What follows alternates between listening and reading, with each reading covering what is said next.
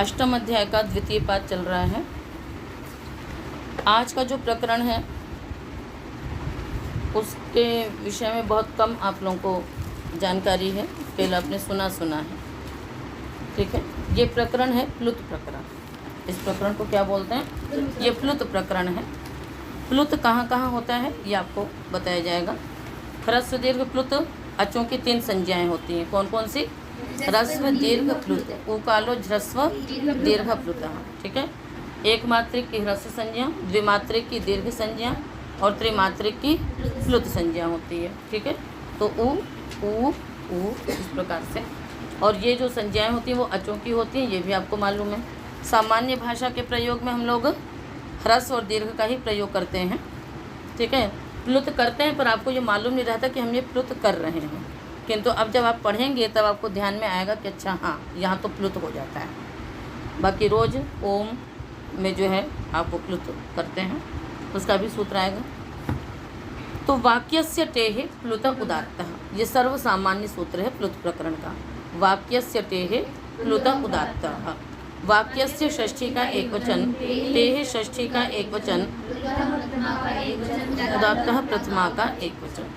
अधिकारो यम आपाद परिसमाप्ति है, ये अधिकार सूत्र है और पाद की समाप्ति पर्यंत चलेगा।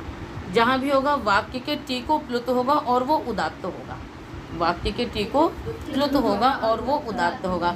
कहीं कहीं पर पूर्व में या आदि में भी हो सकता है, तो वो कहाँ होगा ये जैसा निर्देश होगा उसके हिसाब से देख लेंगे, ठीक है। जैसे आगे एक सूत्र आएगा तो इसका अर्थ क्या करेंगे हम लोग? यदि त ऊर्ध्वम अनुक्रमिष्यामः वाक्यस्य टेः प्लुतः उदात्तो भवति इत्येवं तद् वेदितव्यम्। यहाँ से आगे हम जो भी कहेंगे उसमें वाक्य के टी को प्लुत उदात्त होता है, ऐसा अधिकार जानना चाहिए। जैसे आगे सूत्र आएगा प्रत्यभिवादे शूद्र, ठीक है। तो अभी सूत्र को पढ़ाएंगे। तो इसमें क्या है कि प्रत्यय है ना, यहाँ पर वही प्रत्यभिवादे यद वाक्यम है ना अशूद्र विषयकम तस्य टेः प्लुतः उदात्तो भवति। तो आगे के जो वाक्य उसको आप अपने आप जोड़ देंगे कि अशूद्र विषय के प्रत्यभिवादे वाक्य से टेः प्लुतः उदात्तो भवति, है कि शूद्र को छोड़ करके यानी अशूद्र विषय जो प्रत्यभिवादन है। प्रत्यभिवादन का मतलब क्या होता है?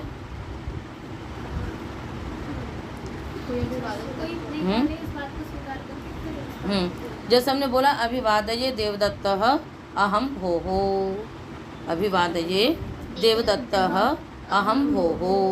तो यहाँ पर क्या हो गया कि मैं देवदत्त आपका अभिवादन करता हूँ। तो यहाँ पर अपने नाम का वो उच्चारण करता है, तो उसमें जो अपने नाम का जो उसने उच्चारण किया उसके टी भाग को क्या हो जाएगा? प्लुत उदात्त हो जाएगा, ठीक है। अभी सूत्र पढ़ेंगे तो आपको अच्छी तरह से स्पष्ट हो जाएगा। अच्छा, तो यहाँ पर तो जैसे भोह है, ठीक है। तो यहाँ पर आपने कर लिया। कहीं ऐसा भी शब्द हो सकता है जो अंत में हल होगा, अंत में हल होगा, तो उस हल से पहले जो टी होगा, क्योंकि टी संज्ञा किसकी होती है? अचों का जो आदि अच वह अंत्य में है, जिसके है ना उस पूरे समुदाय की टी संज्ञा हो जाएगी। तो मान लीजिए जैसे अग्निचित है तो अग्निचित में इत की टी संज्ञा होगी, ठीक है। तो अब इत की टी संज्ञा होगी तो ता को प्लुत नहीं हो सकता, किसको होगा? हल से पहले जो ई है उसी को होगा। क्यों उसी को होगा? क्योंकि अच को ही प्लुत होता है, प्लुत भी उसी को होता है, उदात्त भी उसी को होता है। तो ये आपका अधिकार के बारे में आपको बता दिया गया, ठीक है। आगे प्रत्यभिवादे शूद्र,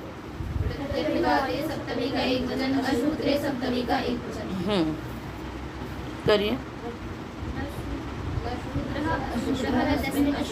न शूद्रः अशूद्रः तस्मिन् अशूद्रे। प्रत्यभिवादे अशूद्र विषयकं यद्वाक्यं तस्य टेः प्लुतः उदात्तो भवति स च उदात्तः। प्रत्यभिवादन, प्रत्यभिवादन मतलब हो गया कि अभिवादन किया और अभिवादन करने के बाद मुख से फिर उच्चारण करते हैं, है ना। प्रत्यभिवादन मतलब अभिवादन करने के बाद जो अभिवादन का नाम लेकर के है ना, अपना नाम लेकर के जो अभिवादये ऐसा जो बोलता है, अभिवादन किया, अभिवादन करने के पश्चात अपना नामोच्चार पूर्वक जो उसको ज्ञापित कराता है वही क्या है? यहाँ पर प्रत्यभिवादन है। इस चीज़ के लिए मतलब ये तो ब्राह्मण क्षत्रिय वैश्य तीनों के लिए ये विधान है किंतु जो शूद्र वर्ग हैं वो अपना प्रतिभिवादन नहीं करते हैं। तो उसका कारण मतलब इसमें कुछ विशेष वो नहीं है। तात्पर्य यह है कि जो भी अध्ययन कर रहे हैं वो तो इन 3 वर्ग में ही होंगे, और बाकी जो हैं वो अपने अन्य कार्यों में लगे हैं, तो वो वहाँ पर है ही नहीं कि वो गुरुजनों को नमस्कार करें प्रतिदिन या कुछ इस प्रकार से कार्य करें। और यदि वो अध्ययन के लिए आ गया तो फिर वो शूद्र ही नहीं है। यदि वो अध्ययन के लिए आ गया, गुरुकुल में यदि पढ़ रहा है, वेदांती का शास्त्रों का अध्ययन कर रहा है, तब तो फिर वो शूद्र नहीं है। और यदि कोई केवल कार्य इत्यादि में ही व्यापृत है तो वो उसमें आया ही नहीं है, तो उसको अपने नाम लेने का कोई मतलब नहीं रहता है। तो यहाँ यही कहा कि अभिवाद्यमान यद आशीर्वचः प्रयुक्ते स प्रत्यभिवादः, अभिवादन करते हुए जो वह है ना, मतलब आशीर्वाद लेने के लिए जो एक अपने नाम का उच्चारण करता है कि मैं अभिवादन कर रहा हूँ, ऐसा कह करके फिर उधर से आयुष्मानेधि इस प्रकार से उसको आशीर्वचन मिलता है। तो जब तक वो अपना नाम का उच्चारण नहीं करेगा, जब तक उसको पता ही नहीं पड़ेगा भाई अभिवादन किसने किया, तो क्या नाम लेकर के आशीर्वाद देगा। तो उधर से अभिवादन का नाम लिया जाता है, और फिर इधर से आयुष्मानेधि देवदत्त, आयुष्मानेधि यज्ञदत्त, आयुष्मानेधि विष्णुमित्र, इस प्रकार से फिर उसको आशीर्वचन दिया जाता है। ठीक है। तो अभिवादये देवदत्त अहम भोः, ये उसने अभिवादन करते समय उसने प्रयोग किया, और उसके लिए फिर जो आशीर्वचन बोला गया वो क्या हो गया, प्रत्यभिवादन। ठीक है। तो जिसका अभिवादन किया गया उसने जो आशीर्वचन बोला, बात समझ में आ गई। जिसने अभिवादन किया, जिसका किया, तो जिसका अभिवादन किया गया उसने जो आशीर्वचन बोला वो प्रत्यभिवादन। आगे समझ में, अभिवादन का उत्तर जो मिला, एक प्रकार से अभिवादन का जो उत्तर मिला। ठीक है ना। तो आयुष्मानेधि देवदत्त, है ना, कि देवदत्त तुम आयुष्मान हो। आगे दूरात् धूते च, दूरात् पंचमी का एक वचन, धूते सप्तमी का एक वचन, च अव्ययपदम्। हाँ, वाक्य से टे प्लुत उदात्त पदस्य, ये चलेगा ही चलेगा। तो वाक्य के टी को प्लुत उदात्त होगा जो, और वो भी पद के अंत में। तो दूरात् आह्वाने यद वाक्यम, दूरात् आह्वाने यद वाक्यम तस्य टेह प्लुतः उदात्तो भवति स च उदात्तः। दूर से आह्वान करने के लिए जो वाक्य बोला गया है ना, उस वाक्य के टी को प्लुत उदात्त होगा। तो जब वो प्लुत उदात्त होगा यानी टी को हुआ, शेष क्या हो जाएंगे, अनुदात्त हो जाएंगे। उदाहरण है आगच्छ भो माणवक देवदत्त, आगच्छ भो माणवक देवदत्त, तो दूर से बुला रहे हैं यहाँ पर। तो सामान्य रूप से भी वही होता ही, जब दूर से बुलाएंगे तो ऊंची आवाज़ भी हो जाती है और उसको लंबा भी खींचता है। आगच्छ भो माणवक यज्ञदत्त। ठीक है। तो बाकी सब में अब अंतिम को हो गया, शेष को क्या हो जाएगी, अनुदात्त हो जाएगा, एक श्रुति हो जाएगी। तो इसमें एक श्रुति होगी, एक श्रुति दूरात् संबुद्ध हो, अंत्य को उदात्त होगा, शेष को एक श्रुति हो जाएगी। हैहे प्रयोगे है हयो हो, हैहे प्रयोगे सप्तमी का एक वचन, है हयो हो षष्ठी का द्विवचन। हैश्च हेश्च इति है हयौ, हैश्च हेश्च इति हैहे, आगे ओस आयादेश है हयो, फिर है हयोः प्रयोगः, है हे प्रयोगः तस्मिन् है हे प्रयोगे। ठीक है।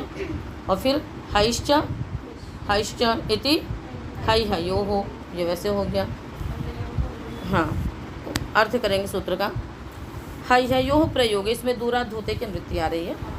है हयोः प्रयोगे दूरात् आह्वाने यद्वाक्यम तत्र है हयोः एव प्लुत उदात्तो भवति। कहते हैं कि है और हे का जब प्रयोग करके यदि दूर से आह्वान किया जाए तो किसमें प्लुत उदात्त होगा, तब है और हे शब्द को ही प्लुत होगा और उदात्त होगा, वाक्य के टी को नहीं होगा। तो हे देवदत्त, है देवदत्त है, तो यहाँ पर है और हे को ही प्लुत उदात्त हो जाएगा। गुरोरनृतो नन्त्यस्यापि एकैकस्य प्राचाम, गुरोः षष्ठी का एक वचन, अनन्त्यस्य एकैकस्य षष्ठी का एक बहुवचन। चलिए, गुरोः षष्ठी का एक वचन है। आगे अनृतः, नरित अनृत तस्य अनृतः। ठीक है। न अन्ते भवम अंत्यम, न अंत्यम अनंत्यम तस्य अनंत्यस्य।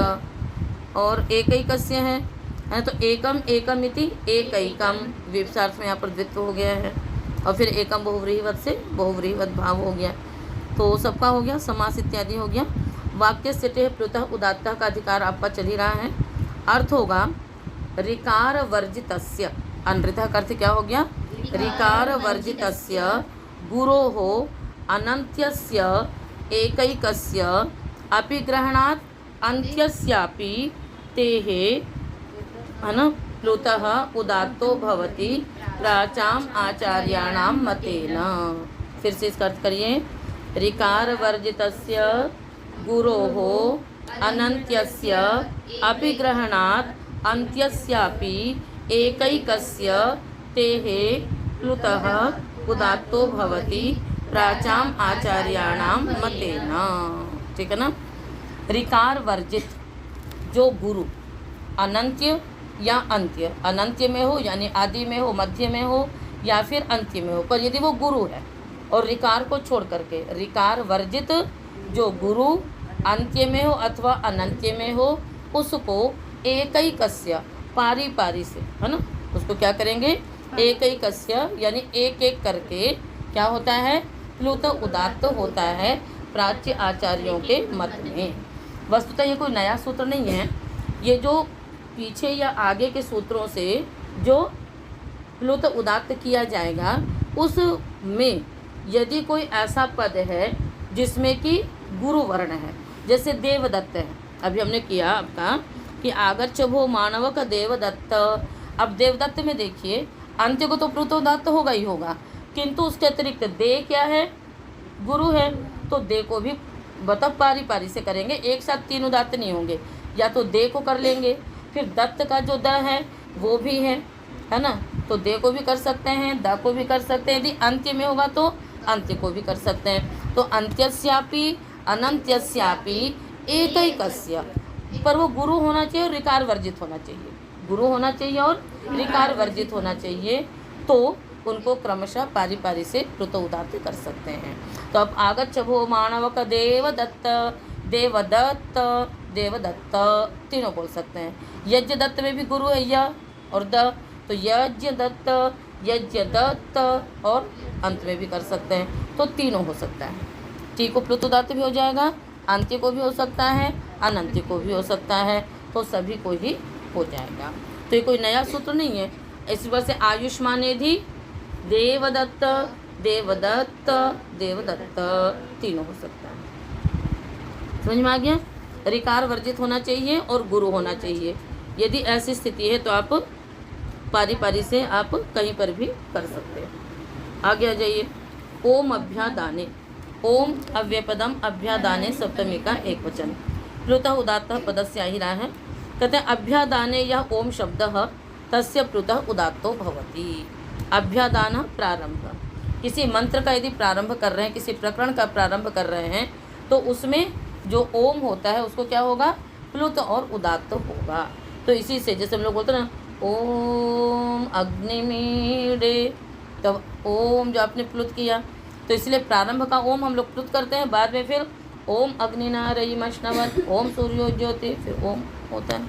तो जो प्रारंभ का पहला जो ओम होगा उसको क्या करेंगे, हाँ, ये यज्ञ कर्मणि, ये लुप्त षष्ठ्यंत निर्देश यज्ञ कर्मणि सप्तमी का एक वचन। यज्ञ से कर्म है ना, क्रिया इति यज्ञ कर्म है ना। यज्ञ कर्मणि ये इत्येतस्य पदस्य प्लुतः उदात्तो भवति। यज्ञ कर्म में जो ये शब्द है उसको प्लुत उदात्त होता है। सुना था, ये यजामहे, ये वही यज्ञ कर्म में जो ये था उसको प्लुत और उदात्त होगा। ये यजामहे समिधाग्निम दुवस्यत, सामिधेनी जो आहुतियाँ डल रही थी, ऋचाएँ पढ़ी जा रही थी, उसमें उससे पहले आता था ना ये यजामहे, है ना, उससे पहले सब बोलते थे लोग, तो इसी से ही प्लुत उदात्त होता है। प्रणवष्टे है, याज्ञा और पुरोनवाक्या सब जो चल रहे थे उसमें आता था ना अस्तुश्लव षट, वो भी आएगा अभी इसमें। प्रणव प्रथमा का एक वचन, ते षष्ठी का एक वचन। कहते हैं यज्ञ कर्मणि वाक्यस्य पदस्य तेहे प्रणवः इति आदेशो भवति। ठीक है ना।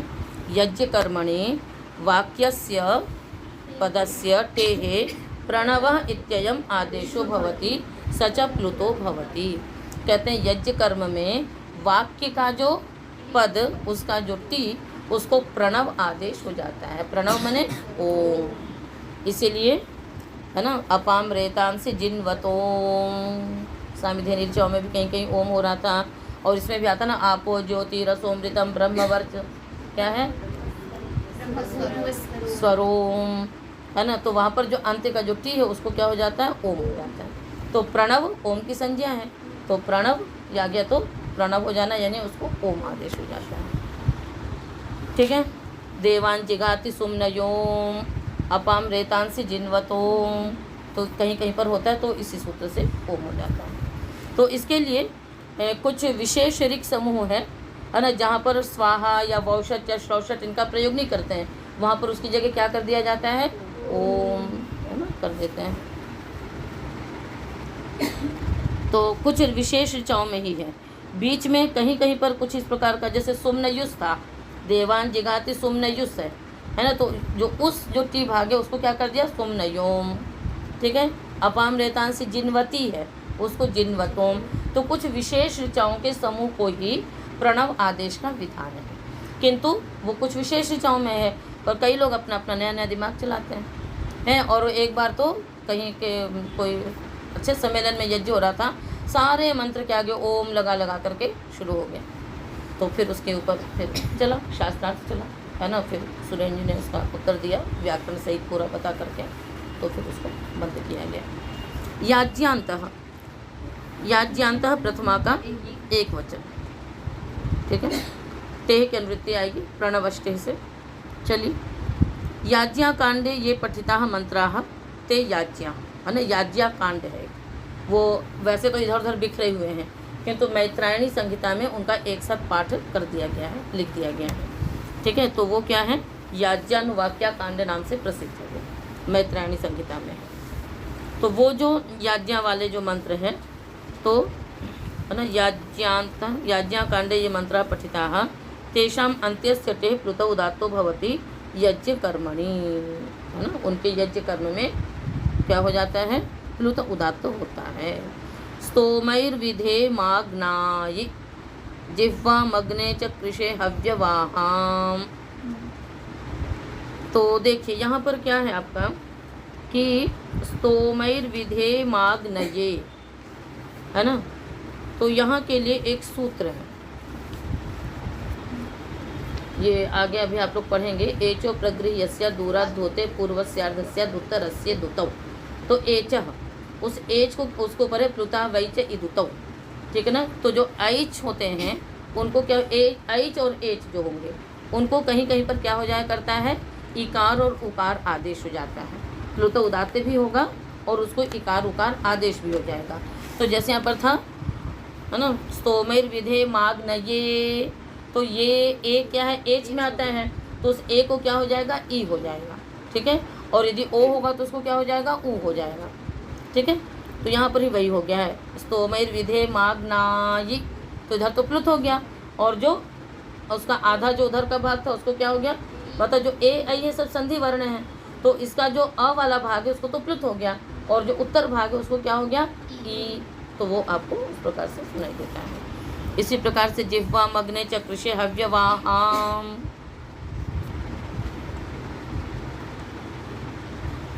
ठीक है। तो इसके समुदाय के अंत को ही बस होगा, पूरे को नहीं होगा। ब्रूहि प्रेष्य श्लौषट वौषडा वहाना मादेहे। ब्रूहि प्रेष्य श्लौषट वौषडा वहानाम, एक वचन। ब्रूहि प्रेष्य श्लौषट वौषट आवह, है ना, इत्येतेषाम आदेहे प्लुतः उदात्तो भवति यज्ञ कर्मणि। यज्ञ कर्मणि की अनुवृत्ति आपकी जा रही है 92वें सूत्र तक। ठीक है ना, यानी अगले सूत्र तक। तो ब्रूहि प्रेष्य श्लौषट वौषट, है ना, इनके और आवह, इनके अंत्य टी को उदात्त नहीं होता, तो कहाँ होता है, आदि को उदात्त हो जाएगा। ठीक है, अंत में नहीं होगा। तो क्या बनेगा, अग्नयेनु ब्रूहि, तो ब्रू को होगा, अग्नये गोमयान प्रेष्य अस्तु श्रौषट सोमस्याग्ने विहि वौखट, है ना। अग्निमावह, सब सुन रहे थे ना आप लोग वहाँ पर अभी जब गए थे दर्श पूर्णिमा सृष्टि देखने के लिए, तो उसमें मैं इसीलिए चाह रही थी कि तुम लोगों को भी ले जाना, पर स्थान नहीं था वहाँ पर। तो इस प्रकार से ये सारे वहाँ पर चल रहे थे। बहुत अच्छा लग रहा था सुनने में। वैसे मैंने रिकॉर्डिंग की है, एक दिन आप लोगों को स्मार्ट क्लास में लगा करके दिखाऊंगी, बल्कि आज ही दिखा दें तो ठीक रहेगा, नहीं तो फिर देख लेते हैं। तो वहाँ पर ये लोग मतलब पूरा बोल रहे थे, ठीक है ना। तो वो उधर से मतलब वो आज्ञा लेता है, फिर वो बोलता है अस्तु श्रौ षट, उस वक्त फिर करके शुरू हो जाता है। वो जो प्रक्रिया थी वो बहुत अच्छी थी, है ना। यही या क्या कहते हैं, प्रयाज और अनुयाज जो चल रहे थे, और फिर सामिधेनी ऋचाएँ जो थी, याज पूर्ण वाक्य में चलता है सब कुछ। अस्तु अग्नि प्रेषणे परस्य च, है ना। अच्छा, तो यहाँ पर क्या है, जैसे ब्रूही ये तो लोट लकार का रूप है, आ वह भी लोट लकार का रूप है, और बाकी श्रौषट वौषट प्रेष्य भी लोट लकार का रूप है। बाकी श्रौषट वौषट क्या है, अव्यय है, निपात है। तो श्रौषट और वौषट जो है, वौषट तो आहुति देने के लिए होता है, और श्रौषट मतलब आज्ञा लेकर को सब फिर उस कार्य को शुरू कर देता है। अग्नित प्रेषणे परस्य च, अग्नित प्रेषणे सप्तमी का एक वचन, परस्य षष्ठी का एक वचन। अग्नितः प्रेषणम, अग्नित प्रेषणम, है ना। तस्मिन अग्नित प्रेषणे, तो प्रेषण मतलब प्रेष भेजना। तो जैसे ना उसमें क्या होता है यागों में कि 4 तो मुख्य ऋत्विक हो गए, ठीक है। ब्रह्मा होता, ध्वर्य और उद्गाता। यजमान तो यज्ञ करने वाला, वो ऋत्विक नहीं होता है, ठीक है। तो जो बड़े बड़े याग होते हैं उनकी बात चल रही है। रोज के यज्ञ में तो यजमान एक तरफ रहता है, बाकी होते हैं। तो उसमें इन चारों के भी 4 सहयोगी ऋत्विक और होते हैं। इस तरह से 16 ऋत्विक हो जाते हैं। कितने हो जाते हैं? 16 ऋत्विक हो जाते हैं। तो उसमें ये मैत्रा वरुण है, ब्राह्मणा छंसी है, अग्निद्र है, तो ये सब उसमें होते हैं। तो उसी में एक है अग्निद्र, तो उसको द्वारा जो मतलब अग्निधा प्रेषण, ठीक है ना, यानी उसको किसी कार्य के लिए जो मतलब वही प्रेष्य क्या किसी कार्य के लिए नहीं, अपितु जो भी ये सब कार्य चलते हैं उसी के लिए है। तो उसमें जो प्रयोग होगा तो उसको वही आश्रावय बोल रहे थे ये लोग हैं। तो मतलब उसको ये कहा जा रहा था कि हाँ अब उसको बोलो। उससे फिर वो बोलता अस्तु श्रौषट, फिर वो बोलना शुरू करता था उसके आगे ऐसे ही ओ श्रावय। तो ओ को भी प्लुत करेंगे, श्रा को भी प्लुत करेंगे, क्योंकि उसको जो प्रेष्य दिया जा रहा है वो इसी के द्वारा दिया जा रहा है। फिर वो उसको स्वीकार करता है अस्तु श्रौषट, फिर वो मंत्र बोलता है, फिर मंत्र बोल करके फिर वो षट करके उस क्रिया को आहुति में परिवर्तित कर देता है। तो अग्नित जो है वो ऋत्विक विशेष की संज्ञा है। एक पुस्तक है ना, तुम लोगों ने ली कि नहीं ली है, मैंने बोला था इससे पहले भी, अग्निहोत्र से लेकर अश्वमेध पर्यंत यागों का जिसमें वर्णन है, विक्रय में होगा, है ना, एक बार देखना। तो उसमें इन सब के बारे में बताया हुआ है। आगे विभाषा पृष्ठ प्रतिवचने हे विभाषा प्रथमा का एक वचन, पृष्ठ प्रतिवचने सप्तमी का एक वचन, पृष्ठ से प्रतिवचनम पृष्ठ प्रतिवचनम तस्मिन पृष्ठ प्रतिवचने। ये पीछे भी आया था ना द्वितीय इत्यादि करने में। तो पृष्ठ प्रतिवचने अर्थात प्रत्युत्तरे, पृष्ठ का प्रतिवचन यानी प्रत्युत्तर देना। तो प्रत्युत्तरे हे विभाषा प्लुतः उदात्तो भवति। प्रत्युत्तर देने में जो हे शब्द का प्रयोग होता है, ही शब्द का, हे नहीं ही शब्द का, उसको भी प्लुत उदात्त होगा।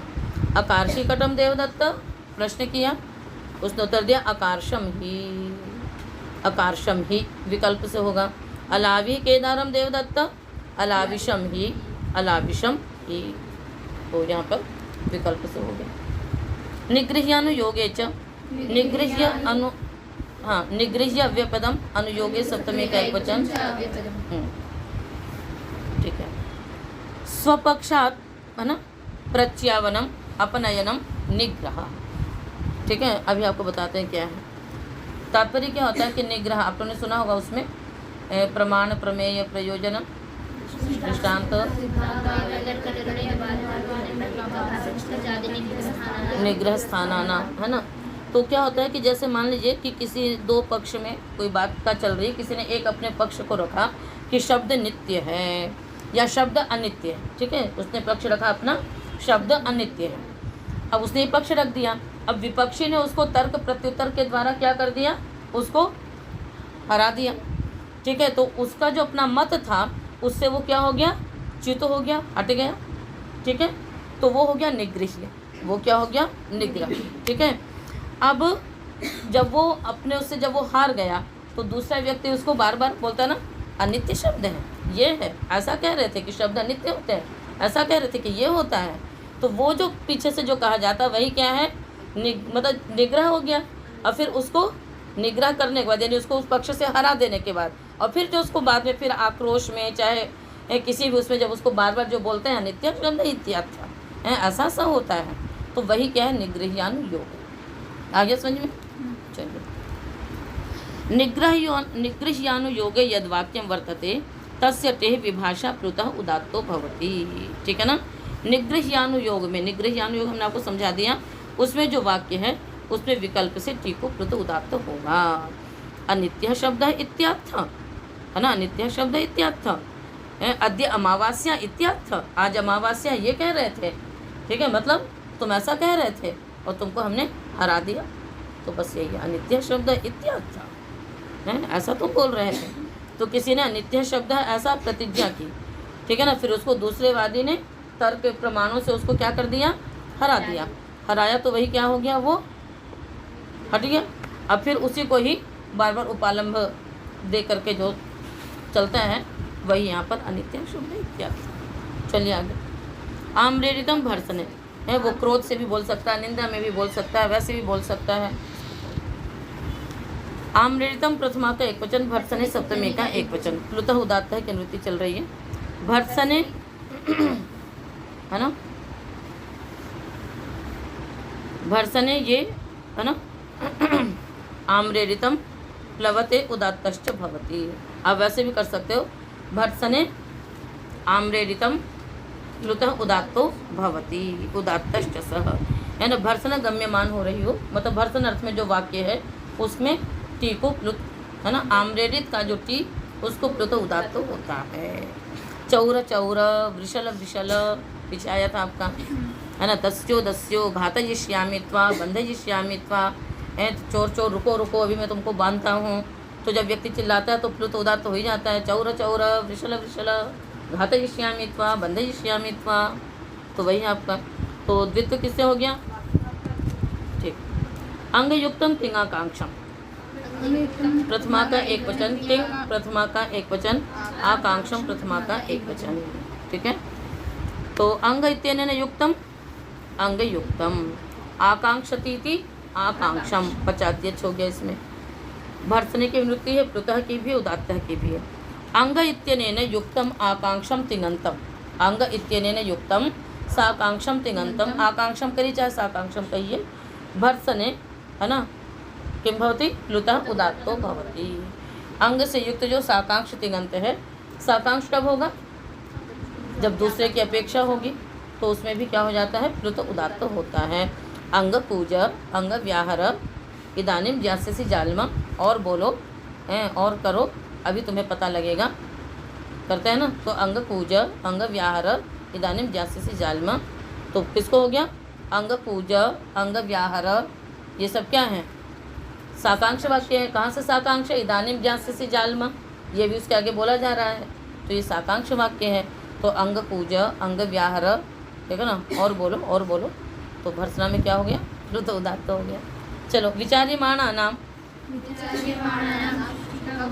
मतलब कि खूब बोलो, खूब बोलो, अभी सब पता लगने वाला है। विचार्यमाणा नाम, हाँ चलो। प्रत्यक्षादि प्रमाणेन वस्तु परीक्षणम विचारः, है ना। प्रत्यक्षादि प्रमाणों के द्वारा किसी तथ्य का विचार करना,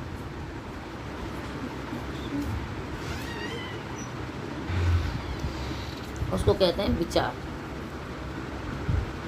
है ना। और फिर तेन विचारेण विषयी क्रियमाणानि ज्ञानानि, तेन विषयेण, है ना, विषयी क्रियमाणानि ज्ञानानि विचार्यमाणानि। तात्पर्य क्या हो गया कि प्रमाणादि प्रमाणों के द्वारा किसी विषय पर निर्णय किया जा रहा है, विचार किया जा रहा है, ठीक है। और फिर उस विचार के द्वारा, है ना, जिन विषयों पर विचार हो रहा है वो क्या कहलाएंगे, विचार्यमान। जिन विषयों पर विचार हो रहा है वो क्या कहलाएंगे, विचार्यमान। जैसे कोई कि उसके घर में यज्ञ कराना चाहिए या नहीं कराना चाहिए, है कराना चाहिए कि नहीं, हाँ उसमें ऐसा कहा गया है, इसमें कहा गया है, वेद में कहा है तो कर सकते हैं, नहीं कर सकते हैं। जैसे हम ही लोगों के लिए विचार्यमान विषय है कि कन्याओं को वेदाध्ययन करना चाहिए या नहीं, यज्ञोपवीत पहनना चाहिए कि नहीं है, तो अब इसके लिए वेद में क्या कहा है, प्राचीन काल में लोग पहनते थे कि नहीं पहनते थे, क्या था कैसा था। तो ये सब जो विचार्यमान विषय है ना, वही क्या यहाँ पे विचार्यमान है। चलिए ठीक है। तो विचार्यमाणानां वाक्यानां तेह प्लुतः उदात्तो भवति। जो विचार्यमान वाक्य हैं उनके टीको भी प्लुतः उदात्त होता है, ठीक है ना। तो होतव्यम दीक्षितस्य गृहायि, होतव्यम दीक्षितस्य गृहे एच है तो यहाँ पर ई हो गया है ना। तो होतव्यम दीक्षितस्य गृहायि तिष्ठेद यूपायि है कि इस यूप पर बैठना चाहिए नहीं, यहाँ पे खड़े होना चाहिए या नहीं, ठीक है। अनुप्रहरेत यूपायि, तो वस्तुतः गृहे यूपे यही था, किंतु एचो प्रगृह्यस्य, इससे क्या हो गया ईदुतो है ना, आधे आधे भाग को। तो बस यही विचार्यमान वाक्य है। आगे पूर्वम तो भाषायाम, पूर्वम प्रथमा का एक वचन, भाषायां सप्तमी का एक वचन। हाँ विचार्यमाणानां वाक्यानां भाषायां विषये पूर्वम यद वाक्यम तस्य प्लुतः उदात्तो भवति, है ना, सच उदात्त हो गया। कहते हैं कि यदि भाषा विषय में जो विचार्यमान विषय हैं तो उनमें जो पहले वाला विचार्यमान है उसको क्या हो जाएगा प्लुत उदात्त होगा, बाद वालों को नहीं होगा। जैसे अहिर्नु रज्जुर्नु, ये सांप है या रस्सी है। तो पहले हमने क्या बोला, अहिर्नु रज्जुर्नु, सांप है या रस्सी है, तो जो पहले प्रयोग किया गया उसको होगा। यदि हम कहते हैं कि रस्सी है या सांप है तो किस में होगा, तब रज्जु में हो जाएगा। तो अहिर्नु रज्जुर्नु, लोष्टोनु कपोतोनु, वो लोटा रखा हुआ या कबूतर है। भाई जब छुटपुटा अंधेरा सा रहता है तो उस समय होता है ना कि ये वो है या वो है, खंभा है या पुरुष है ना। स्थाणुर्नु पुरुषोनु, तो जो पहला जो आएगा, पहला जो मन में वो हुआ संदेह हुआ, वो उसी को क्या हो जाएगा प्लुत उदात्त हो जाएगा, दूसरा वाला मस्त रहेगा, ठीक है। प्रतिश्रवणे च, सप्तमी का एक वचन। प्रतिश्रवणे यद वाक्यम तस्य ते प्लुतः उदात्तो भवति, ठीक है ना। प्रतिश्रवण मतलब प्रतिज्ञा, प्रतिश्रृणोति का अर्थ क्या होता है, प्रतिज्ञा, है ना। तो प्रतिश्रवण मतलब कब होगा, जब किसी ने पहले कहा कि तुम मुझे गाय दान करो, तुम मुझे ये दो, फिर उसने उसको प्रतिज्ञा ली, मतलब सुनने के बाद उसकी प्रतिज्ञा करनी, मतलब अपने आप जो स्वतः प्रतिज्ञा हुई वो प्रतिश्रवण नहीं होगा। किसी के कहने के बाद यदि किसी चीज़ को स्वीकार पूर्वक प्रतिज्ञा करता है तो, किसी ने कहा गाम में देहि भो हो, उसने कहा अहम ते ददामि, मैं तुम्हें दूंगा, इसकी मैं प्रतिज्ञा करता हूँ, है ना। देवदत्त भो हो कि माथ, ठीक है ना। तो तात्पर्य हो गया कि प्रतिश्रवण मतलब प्रतिज्ञा क्या होता है, स्वीकार करना एक प्रकार से, मतलब उसने सुना है कि नहीं सुना है, इसके उसमें जो मतलब उत्तर मिलेगा या जो भी कुछ होगा भाई। देवदत्त भो हो किम आथ, है ना, तुमने क्या कहा, मतलब ये पता पड़ रहा कि हाँ उसने सुना है, तो इस रूप में हो जाएगा।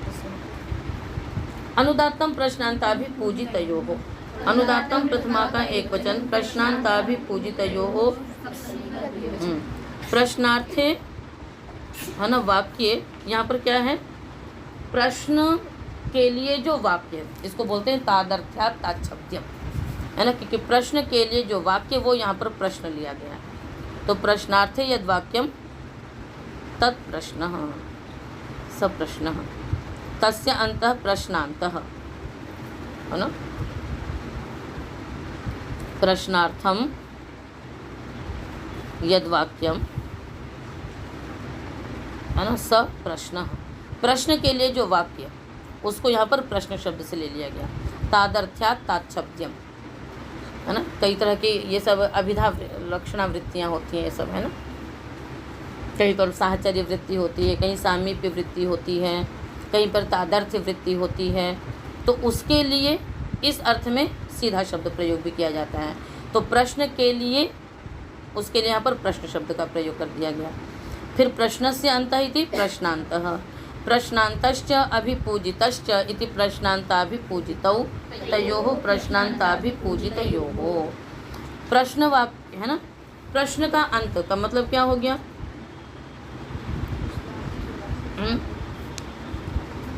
मतलब जैसे बहुत सारे प्रश्न हुए, ठीक है ना, क्या हुआ?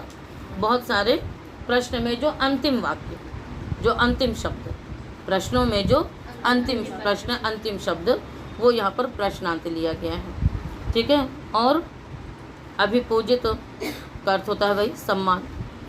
अर्थ करेंगे प्रश्नांते अभिपूजिते अर्थे च यद वाक्यम, है ना, तस्य टेहे प्लुतः उदात्तो भवति।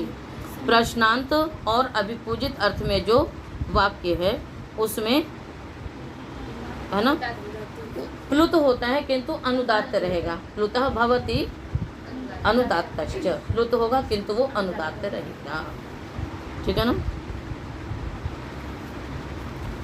जैसे यहाँ पर उदाहरण है आपका, अगमः पूर्वान् ग्रामान् अग्निभूतायि, अगमः पूर्वान् ग्रामान् अग्निभूतायि।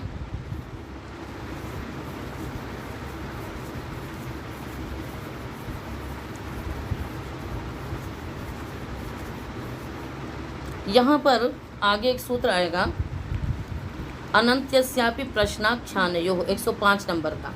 तो उससे क्या होगा, जो प्रश्न में जो शब्द हैं, है ना, पद हैं, उनके अनंत्य पदों को भी प्लुत उदात्त होगा, उनके अनंत्य पदों को भी, है ना, तो वहाँ पर क्या होगा, स्वरित रहेगा, उदात्त नहीं होगा। तो अब तात्पर्य क्या हो गया कि किसी प्रश्न में कई सारे आपके पद हैं, किसी भी प्रश्न में कई सारे पद हैं, ठीक है। अब उसके बाद फिर उसमें जो अंतिम पद है उसको क्या होगा, प्लुत अनुदात्त होगा, और जो उसके पहले के जो हैं उनको क्या होगा, उनमें प्लुत होगा किंतु वो स्वरित होगा, ठीक है। तो अनंत्यस्यापि प्रश्नाख्यानयोः से जो पहले वाले हैं उनके भी टी को क्या होता जाएगा, प्लुत होगा, किंतु उस प्लुत को क्या होगा, स्वरित होगा। तो जैसे अगमः पूर्वान् ग्रामान् अग्निभूते, अग्निभूते को अग्निभूतायि हो गया। तो अब अगमः का जो म है उसको भी क्या होगा, प्लुत होगा, स्वरित होगा। पूर्वान् का जो टी आ है उसको प्लुत होगा और स्वरित होगा। ग्रामान् का भी प्लुत होगा और स्वरित होगा। और अग्निभूतायि को क्या हो जाएगा, प्लुत होगा, अनुदात्त हो जाएगा, और उधर इकार उकार हो जाएगा।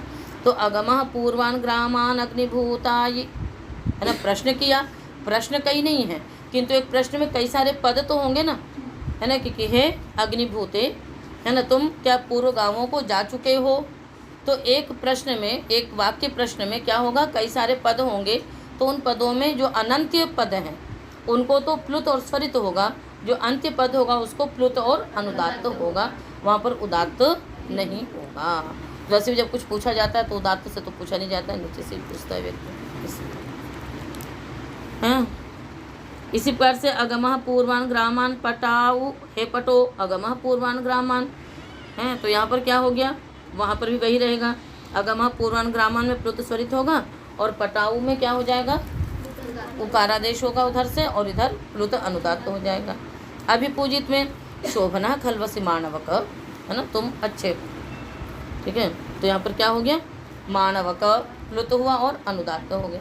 यहाँ भी कोई चिल्ला नहीं होता तुम बहुत अच्छे हो, चिल्ला कोई बोलता नहीं। तो जैसा हम लोग वाक्य व्यवहार चलता है ना, बिल्कुल उसी तरह से इसमें भी होता है।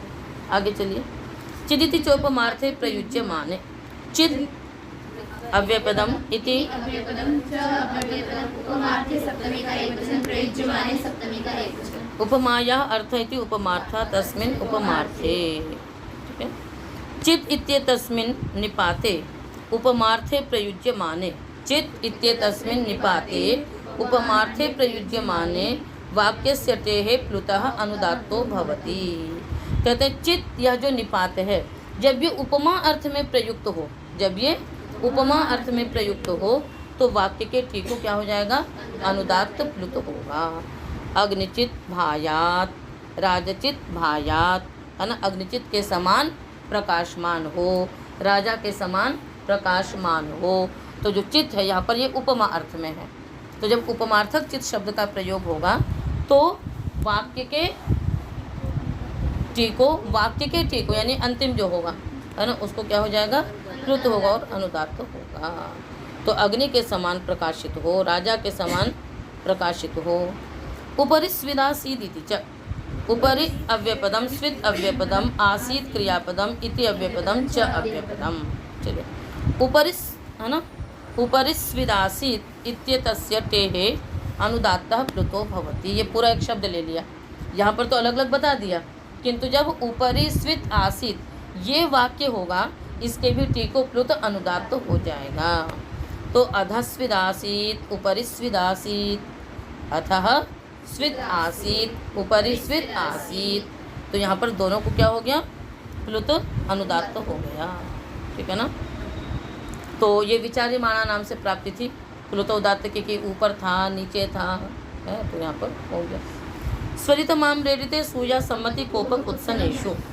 स्वरितम प्रथमा का एक वचन, आम रेडिते असूया सम्मति कोपक उत्सनेषु सप्तमी का। आम रेडिते परतः समास करेंगे पहले। असूया च सम्मतिश्च कोपश्च कुत्सनंच इति असूया सम्मति कोपक उत्सनानि। हाँ, आम्रेडिते परतः स्वरितः प्लुतो भवति। आम्रेडिते परतः स्वरितः प्लुतो भवति कदा, असूयायां सम्मतौ कोपे कुत्सने च गम्यमाने, है ना। असूयायां सम्मतौ कोपे कुत्सने च गम्यमाने आम्रेडिते परतः स्वरितः प्लुतो भवति। आम्रेडित के परे रहते, जो द्वित्व में बाद वाला है आम्रेडित, उसके परे पूर्व वाले टी को क्या होगा, स्वरित और प्लुत हो जाएगा। कब कब होगा, जब असूया असम्मति, असूया सम्मति कोप और कुत्सा ये गम्यमान हो। तो असूया में मानवक मानवक, अभिरूपक अभिरूपक, है ना, रिक्तम ते आभिरूप्यम, है ना, बहुत बन रहे हो, है, तुम्हारी जो सुंदरता थी सब खत्म हो गई। ठीक है, तो द्वित्व किससे हुआ है, हाँ, तो पर वाला है वो आम्रेडित है, तो पहले वाले को क्या हो जाएगा, सम्मति में मानवक मानवक, अभिरूपक अभिरूपक, शोभना खलवसी, हे मानवक, हे सुंदर, तुम अच्छे हो, जैसे हो ठीक हो। कोप में मानवक मानवक, अविनीतक अविनीतक, है ना। आगे इदानीम ज्यास्यसि जालमा, है, अभी तुम्हें बताते हैं।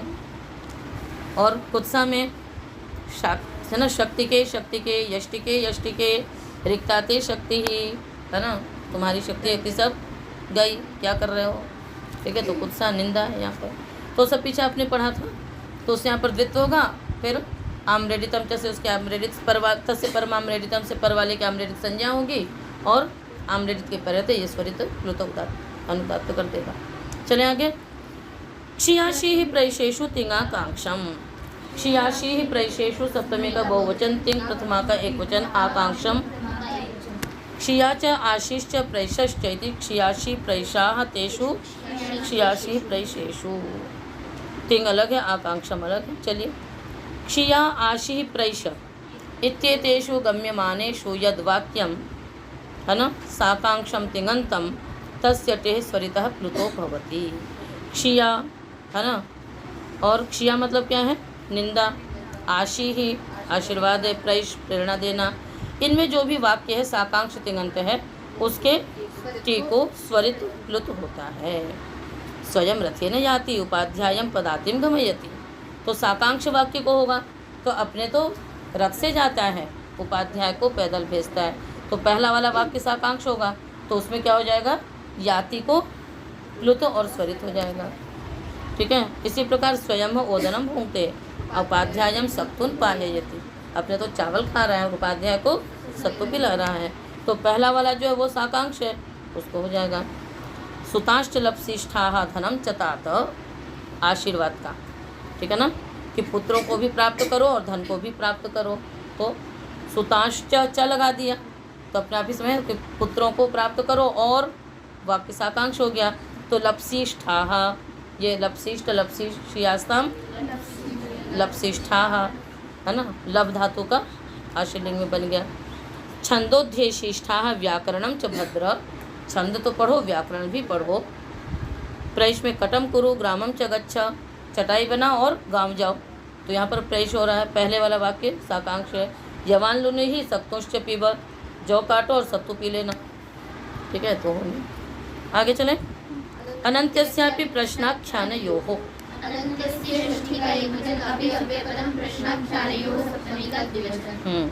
न अन्त्यं अनन्त्यं तस्य अनन्त्यस्य प्रश्नश्च आख्यानञ्च इति प्रश्नाख्याने। तयोः प्रश्नाख्यानयोः।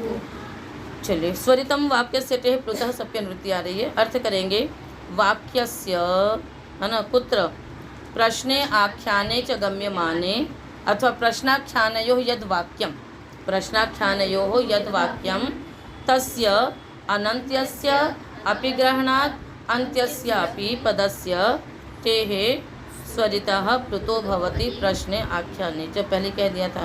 तो प्रश्न और आख्यान में वर्तमान जो वाक्य है उसके अनंत्य को अपिग्रहण से अंत्य को, तो प्रश्न में क्या हो जाएगा, एक मिनट पहले सूत्र पूरा कर लें, है ना। उसको प्लुत होता है और स्वरित होता है।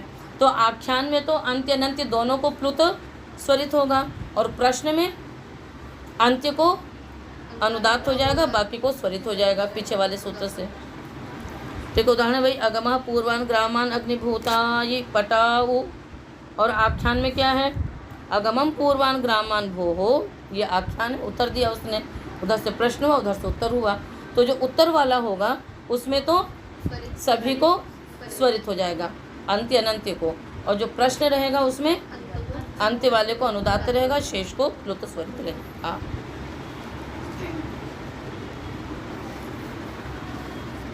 प्लुता वैच इदुतौ। प्लुतौ प्रथमा का द्विवचन, ऐचः षष्ठी का एक वचन, इदुतौ प्रथमा का द्विवचन। इच्च उच्च इति इदुतौ, इतरेतर द्वंद्व समास किया। प्लुतः की अनुवृत्ति आ रही है, दो प्लुत होंगे यहाँ पर, ठीक है ना। एक प्लुतः इसमें रहेगा, एक प्लुतः ऊपर से आएगा।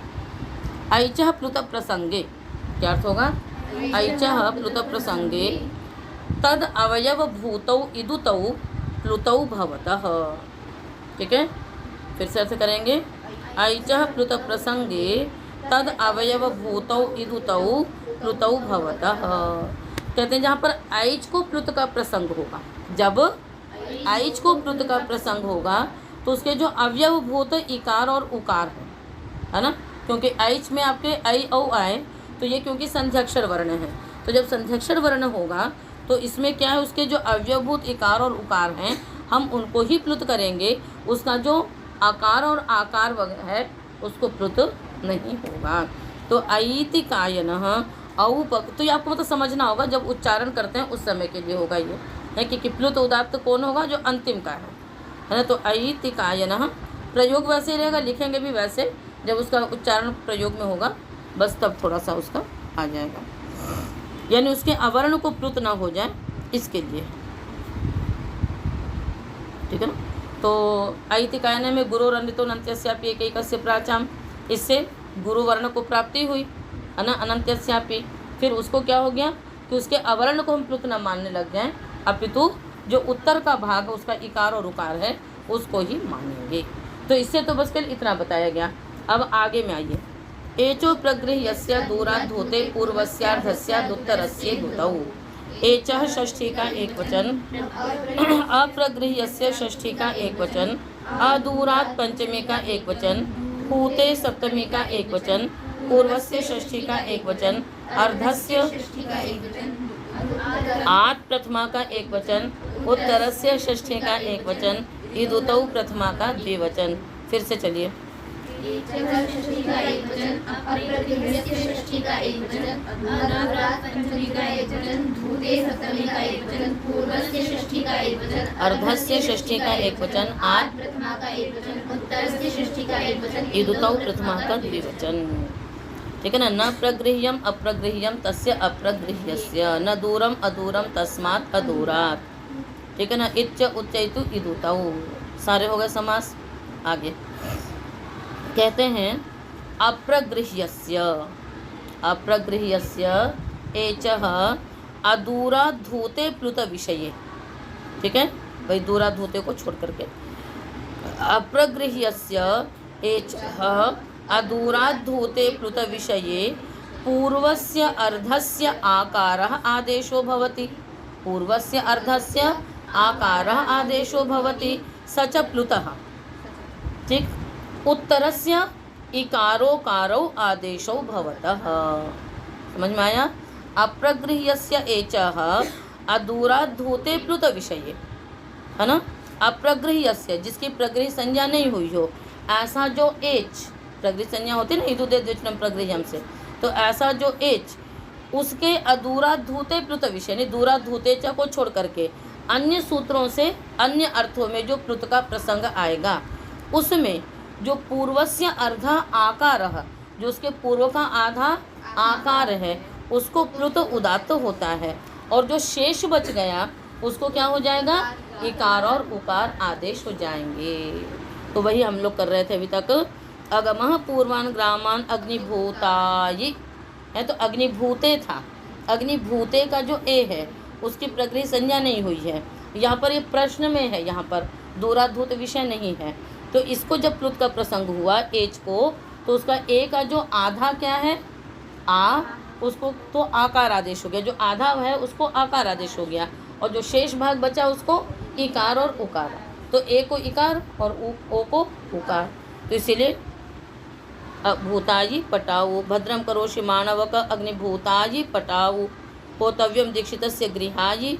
तो बस एच को ही होगा, है ना। अग्निभूते पटो इस प्रकार के जो शब्द आएंगे उन्हीं में होगा। तो उसके दो अवयव हुए, तो जो प्रथम अवयव है उसको आकार आदेश हो गया, प्लुत हो गया और उदात्त हो गया, और जो शेष बचा उसको इकार हो गया। इसलिए हम जब लिखेंगे तो कैसे लिखेंगे? भूतायि, तो ता के आगे प्लुत लगा देंगे और फिर ई लिखेंगे। पटाऊ, ता के आगे प्लुत का चिन्ह 3 लिख देंगे और फिर ओ लिख देंगे। आ गया समझ में? नहीं आया? आ गया।